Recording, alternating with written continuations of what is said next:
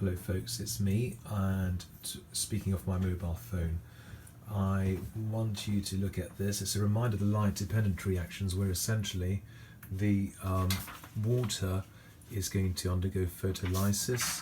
Light energy is used to split water into oxygen and protons, that's the 2H plus, and 2 electrons. Now the point is those protons and electrons end up being used to reduce NADP, that's in the second line. And in this particular reaction equation you see NADPH2 expressed as it is. In your textbooks you probably see NADPH, but it means the same thing.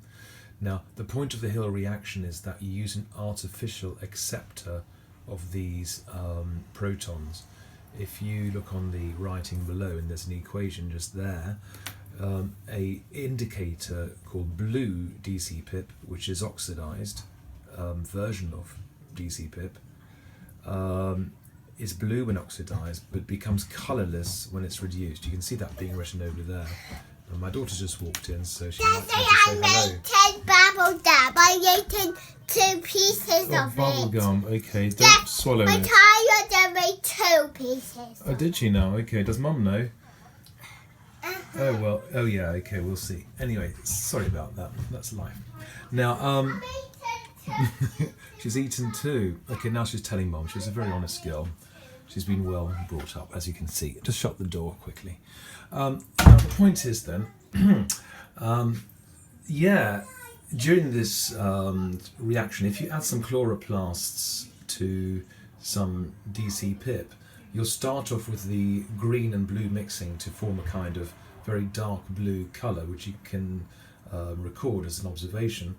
But then, provided you provide the chloroplasts with sufficient light of a decent wavelength, such as bright white light, then you would find that the light-dependent reactions occur because there's enough light being provided, and water will be photolysed, photolysis of water.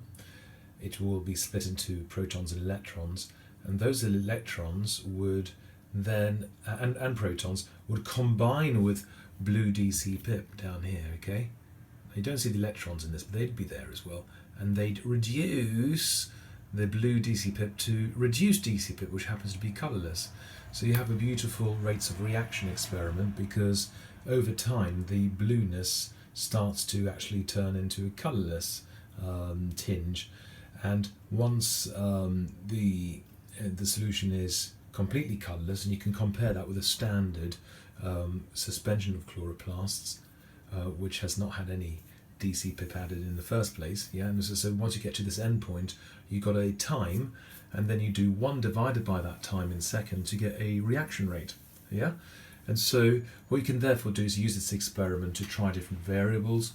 We sometimes cover different tubes with different colour filters to show that if the filter is green, photosynthesis is really slow, because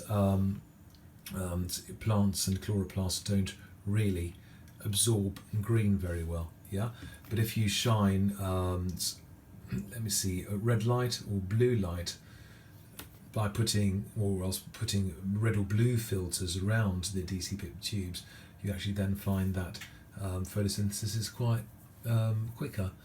You could alternatively do a experiment based on light as a limiting factor, just by having a dimmer switch and trying this experiment out at various light intensities. Of course, you'd find that the result is much quicker if there's bright light and much slower if there's dim light. Okay, now I'm 4 minutes in, I better stop because this is getting a bit long in this video. Bye.